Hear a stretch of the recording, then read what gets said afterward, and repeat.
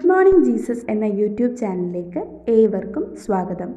Robbie Johnson രചിച്ച ചുംബനം ഒരു അടയാളം എന്ന പുസ്തകത്തിലെ 5-ാം അധ്യായം, യാക്കോബ് റാഹേലിനെ ആലിംഗനം ചെയ്യുമ്പോൾ.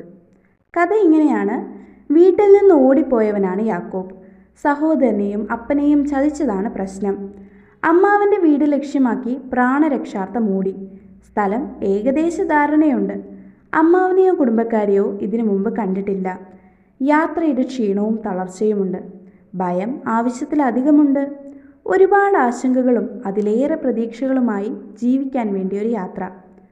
പഴയകാല യാത്രകൾ നമ്മുടെ ഭാവനയ്ക്ക് അതീതമാണ്.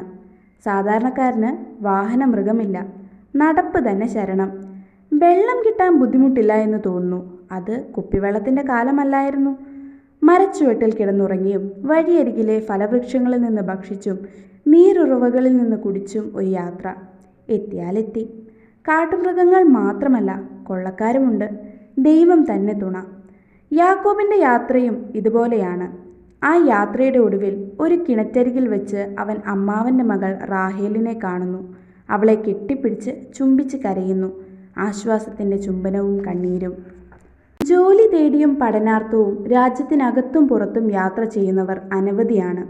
ആധുനിക യാത്രാ സംവിധാനങ്ങളും വാർത്താവിനിമയ സംവിധാനങ്ങളും യാത്രയുടെ റിസ്ക് ഒരുപാട് കുറച്ചിട്ടുണ്ട്. എന്നാലും അന്യദേശത്ത് അപരിചിതമായ ഇടത്ത് ഒരു മലയാളി മുഖം, ഒരു ക്രൈസ്തവ മുഖം കാണുമ്പോഴുള്ള ആശ്വാസം പറഞ്ഞറിയിക്കുക വയ്യ. ദൈവത്തിൻ്റെ മുഖവും വാക്കുകളുമാകും അപരിചിതൻ പ്രതീക്ഷിക്കുന്നത്.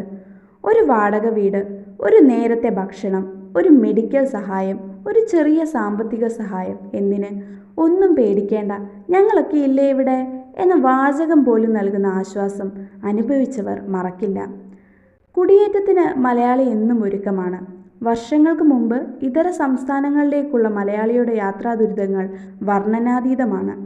കൽക്കരി ഇന്ധനമായ ട്രെയിനിലെ യാത്ര അവസാനിക്കുമ്പോൾ ഒരു കറുത്ത രൂപം സ്റ്റേഷനിലിറങ്ങും. ഹിന്ദിയും ഇംഗ്ലീഷും അറിയില്ല. നാട്ടിൽ നിന്ന് കിട്ടിയ ഒരു മേൽവിലാസമാണ് ഏക പിടിവള്ളി. മൊബൈൽ ഫോൺ പോയിട്ട് ലാൻഡ് ഫോൺ പോലും വിരളം. നാട്ടിലെ പട്ടിണിയും പരിവട്ടവും വീടൊന്ന് കരകയറ്റണമെന്ന ആഗ്രഹവും കൊണ്ട് മാത്രം ഇറങ്ങിയതാണ്. ദിവസങ്ങൾ നീണ്ട ട്രെയിൻ യാത്രയിൽ എത്ര പ്രാവശ്യം കണ്ണു നിറഞ്ഞതാണ്.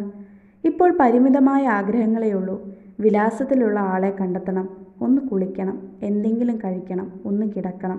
പക്ഷേ മേൽവിലാസക്കാരനെ എങ്ങനെ കണ്ടെത്തും? അപ്പോഴാണ് മലയാളിയാണോ എന്ന ചോദ്യം. ദൈവദൂതൻ മുമ്പിൽ നിൽക്കുന്നത് പോലെ തോന്നും. രക്ഷപ്പെട്ടു. സകല ക്ഷീണവും നാട്ടിലേക്ക് മടങ്ങി. കബളിപ്പിക്കുന്നവരുമുണ്ട്. മലയാളിക്ക് പിശാചുമാകാം. ഇങ്ങനെയൊക്കെ പരദേശവാസ അനുഭവങ്ങൾ പലതും ഒരുപാട് പേർക്കും ഉണ്ടാകും. സ്വീകരിക്കാൻ ആളും എല്ലാ സൗകര്യങ്ങളും ലഭിച്ച ഭാഗ്യവാന്മാരുമുണ്ടാകും. പരദേശവാസത്തിൽ അപ്പനായി, അമ്മയായി, സഹോദരങ്ങളായി, സ്നേഹിതരായി ആലിംഗനം ചെയ്ത എത്ര നല്ല മുഖങ്ങൾ. എല്ലാവരും മലയാളികളാകണമെന്നില്ല, പക്ഷേ ദൈവദൂതന്മാർ തന്നെ. ഒരു സംഭവം ഓർത്തുപോകുന്നു. നാഗ്പൂരിൽ പഠിക്കുന്ന കാലം ഏകനായി താമസിക്കുന്ന ഒരു ചെറുപ്പക്കാരന് ചിക്കൻ പോക്സ് വന്നു. ഞങ്ങൾ പോകുന്ന സഭയിലെ പാസ്റ്റർ എല്ലാ ദിവസവും അവൻ സുഖപ്പെടും വരെ ഭക്ഷണവുമായി അവൻ്റെ മുറിയിലെത്തിയതും രോഗിയുടെ വസ്ത്രങ്ങൾ കഴുകിക്കൊടുത്തതും മറ്റ് ശുശ്രൂഷകൾ ചെയ്തതും മറക്കാൻ കഴിയുന്നില്ല. സാമ്പത്തികമായി വലിയ ലാഭമൊന്നുമില്ല. വീട്ടിൽ ഭാര്യയും ചെറിയ കുട്ടികളുമുണ്ട്. പകർച്ചവ്യാധിയാണ്. ഇതൊന്നും ആ ദൈവവേലക്കാരൻ ചിന്തിച്ചിട്ടില്ല. ഉറപ്പ്. അന്യപട്ടണത്തിൽ അദ്ദേഹം ചെയ്ത സൽപ്രവൃത്തി 30 വർഷത്തിന് ശേഷവും കാഴ്ചക്കാരനായിരുന്ന ഞാൻ മറന്നിട്ടില്ലെങ്കിൽ പ്രതിഫലം കൊടുക്കുന്ന ദൈവം മറക്കുമോ? ദൈവത്തിന് നമ്മുടെ ജീവിതം കൊണ്ട് ചില നല്ല ഓർമ്മകൾ കൊടുക്കാൻ ബോധപൂർവം ശ്രമിക്കാം.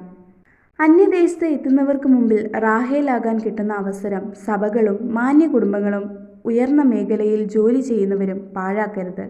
ഒത്തിരി പ്രതീക്ഷയോടാകും ഒരാവശ്യക്കാരൻ നമ്മുടെ കണ്ണുകളിലേക്ക് നോക്കുന്നത്.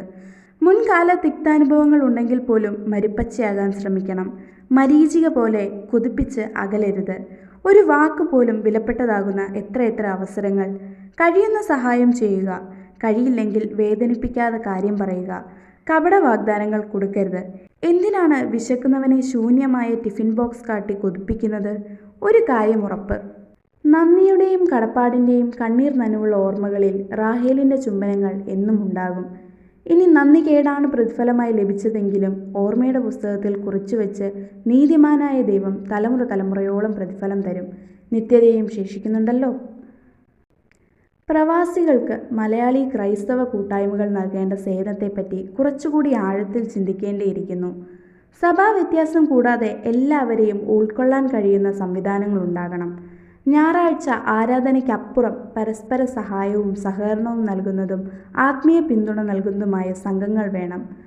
വളരെ കഷ്ടപ്പെട്ട് ആരാധനാ സംവിധാനം കണ്ടുപിടിക്കേണ്ടി വരുന്നതിന് പകരം പുതിയ ആളിനെ തേടി ചെല്ലാൻ കഴിയുമോ എന്ന് ആലോചിക്കണം. ഇന്നത്തെ തലമുറയിൽ ചിലരെങ്കിലും ദൈവത്തെയും ആരാധനയെയും നാട്ടിൽ ഉപേക്ഷിച്ചാണ് പുറപ്പെടുന്നത് തന്നെ. ഇത്തരക്കാരെയും പിടികൂടി ആത്മീയതയിലേക്ക് എത്തിക്കാൻ കഴിയുമോ എന്ന് നോക്കണം.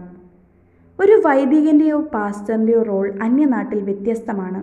അവരിൽ പലരും ഏതെങ്കിലും ജോലി ചെയ്യുന്നവർ കൂടിയാകും. അതുകൊണ്ട് ലേബലിൽ ഒതുങ്ങുന്നവരാകും പലരും. ദൈവസ്നേഹമുള്ള വ്യക്തികളുടെ കൂട്ടായ്മയുടെ ശക്തി ഇത്തരക്കാരിൽ നിന്ന് പ്രതീക്ഷിക്കേണ്ട. അതിഥി സൽക്കാരം മറക്കാത്ത, അന്യോന്യം ഭാരങ്ങളെ പങ്കുവെക്കുന്ന വിശ്വാസി സമൂഹങ്ങൾ ഉണ്ടാകട്ടെ.